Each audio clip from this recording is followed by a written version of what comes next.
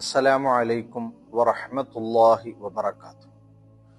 എൻ്റെ പ്രിയപ്പെട്ടവരോട് ഞാനൊന്ന് ചോദിക്കട്ടെ, വിശപ്പ് എന്താണെന്ന് നിങ്ങൾക്കറിയൂ? വിശപ്പ് നിങ്ങൾ അനുഭവിച്ചിട്ടുണ്ടോ? നമ്മുടെ മുൻഗാമികൾ അവർ പറയുമായിരുന്നു, ഒരു നേരത്തെ അന്നത്തിന് വേണ്ടി അവർ കഷ്ടപ്പെട്ടിട്ടുണ്ട്.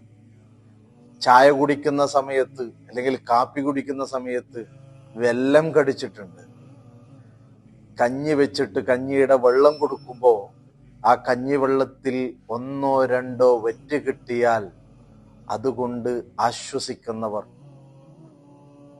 അതുപോലെ തന്നെ കപ്പയും കൊള്ളിക്കിഴങ്ങും മറ്റും പുഴുങ്ങിത്തിന്ന് വിശപ്പടക്കിയ ഒരു കാലഘട്ടം നമ്മുടെ മുൻഗാമികൾ നമുക്ക് പറഞ്ഞു തന്നിട്ടുണ്ട്.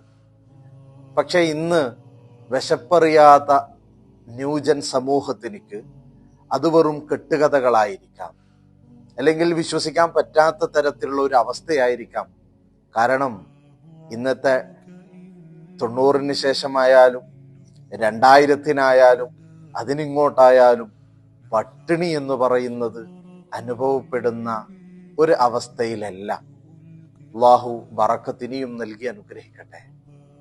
എന്നിട്ടോ നമുക്ക് ചുറ്റും ഒരുപാട് കഥകൾ നാം കേൾക്കാറുണ്ട്, ഒരുപാട് അവസ്ഥകൾ നാം അറിയാറുണ്ട്.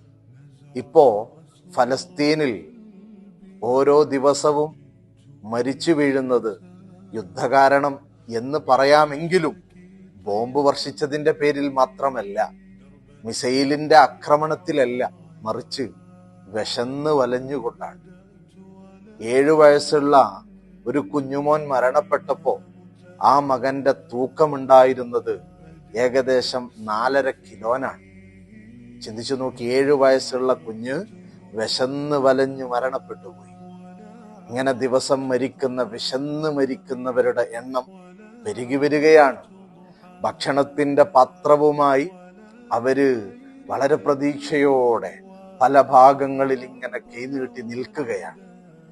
ഈ സമയത്ത് അത്തരത്തിലുള്ള വീഡിയോകൾ നമ്മൾ തന്നെ സ്റ്റാറ്റസ് വെക്കുന്നു, സ്റ്റോറി ഇടുന്നു, വാട്സപ്പിലൂടെ പല ഗ്രൂപ്പുകളിൽ ഷെയർ ചെയ്യുന്നു. പക്ഷേ നമ്മുടെ വീടുകളിൽ, നമ്മുടെ കല്യാണ സദസ്സുകളിൽ എത്ര ഭക്ഷണമാണ് നമ്മൾ വെറുതെ വേസ്റ്റാക്കി കളയുന്നത്? എൻ്റെ പ്രിയപ്പെട്ടവരെ, ഒരു വറ്റ് അന്നം നഷ്ടപ്പെടുത്തുമ്പോൾ ആ ഗസയുടെ മക്കളെ ഒന്ന് ചിന്തിച്ചിട്ടുണ്ട് എങ്കിൽ നിങ്ങൾക്കത് നഷ്ടപ്പെടുത്താൻ സാധിക്കുമോ? വിശപ്പിന്റെ വില അറിയാത്തതിൻ്റെ ഒരേ ഒരു കാരണമാണ് ഹോട്ടലുകളിൽ സുഭിക്ഷമായ വിഭവസമൃദ്ധമായ ഭക്ഷണത്തിന് വേണ്ടി നാം പോകുന്നു.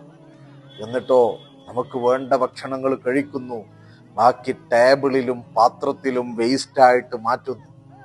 നമുക്ക് യാതൊരുവിധ ചിന്തയുമില്ല, പേടിയുമില്ല. എപ്പോഴാണ് മാറുക?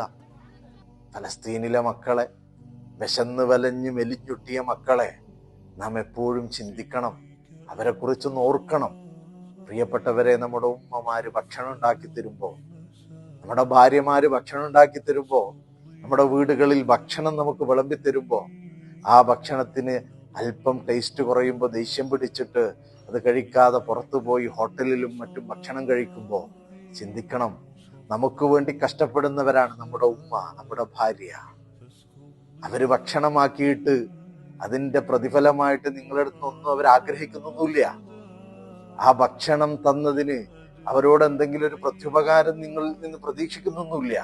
എന്നിരുന്നാലും ഏത് ഭക്ഷണം തന്നാലും ആ ഭക്ഷണം തന്നതിന്റെ പേരിൽ മാഷാ അല്ലാഹ് ഒരു സന്തോഷ വാർത്ത അവരോട് പറയുമ്പോ അവർക്കതൊരു വലിയ സമാധാനമാണ്. ഹബീബായ റസൂലുള്ളാഹി സ്വല്ലല്ലാഹു അലൈഹി വസല്ലം തങ്ങൾ പഠിപ്പിക്കാൻ, മഅബ റസൂലുള്ളാഹി തആമൻ ഖത്തു, ഒരു ഭക്ഷണത്തെയും ഹബീബായ തങ്ങൾ കുറ്റം പറയാറില്ല. സ്വല്ലല്ലാഹു അലൈഹി വസല്ലം കുറ്റപ്പെടുത്താറില്ല. നമ്മൾക്കിന്ന് അതേ ഉള്ളൂ. ഏതെങ്കിലും ഒരു സദ്യ നടക്കുന്ന, വിവാഹ സദ്യയാവട്ടെ, മറ്റുള്ള വീടുകളിൽ വിരുന്ന് സൽക്കാരങ്ങളാവട്ടെ, അതിൻ്റെയൊക്കെ കുറ്റങ്ങൾ കണ്ടുപിടിച്ച് പറയുമ്പോൾ എൻ്റെ പ്രിയപ്പെട്ടവരെ ചിന്തിക്കണം, നമുക്ക് ചുറ്റും നടക്കുന്ന പലരുടെയും അവസ്ഥ. തെരുവീഥികളിൽ വീടില്ലാതെ, കുടിയില്ലാതെ, താമസിക്കാൻ സൗകര്യമില്ലാതെ, ജോലി ചെയ്യാൻ കഴിവില്ലാതെ പട്ടിണി കിടക്കുന്ന പലരും ഉണ്ട്. അവരൊക്കെ ഹോട്ടലുകളുടെ അടുക്കള ഭാഗത്ത് നായകളോട് മല്ലിട്ട് ഭക്ഷണം കഴിക്കുന്ന പല സംഭവങ്ങളും ഫോട്ടോകളിലായും മറ്റും നാം കണ്ടിട്ടുണ്ട്. എന്നാൽ ഇപ്പോൾ നാം അനുഭവിച്ചറിയുന്നത് ഫലസ്തീൻ മക്കളുടെ ഓരോ ദിവസവും മരിച്ചു വീഴുന്ന എണ്ണത്തെയാണ്. ചിന്തിക്കുക, ഭക്ഷണം നാം വെറുതെ പാഴാക്കരുത്, നഷ്ടപ്പെടുത്തരുത്, നശിപ്പിക്കരുത്. വളരെ ഗൗരവത്തോടെ ഭക്ഷണത്തിനോടുള്ള ബഹുമാനം, ഭക്ഷണത്തോടുള്ള ആദരവ് അത് നാം മനസ്സിലാക്കുക, നമ്മുടെ മക്കൾക്ക് പറഞ്ഞ് പഠിപ്പിച്ചു കൊടുക്കുക. അതിനോടെ നമ്മുടെ മക്കളെ നന്മയിലേക്ക് കൊണ്ടുവരിക. അള്ളാഹു നമുക്കൊക്കെയും ഖൈർ പ്രദാനം ചെയ്യട്ടെ. അസ്സലാമു അലൈക്കും വറഹ്മത്തുള്ളാഹി.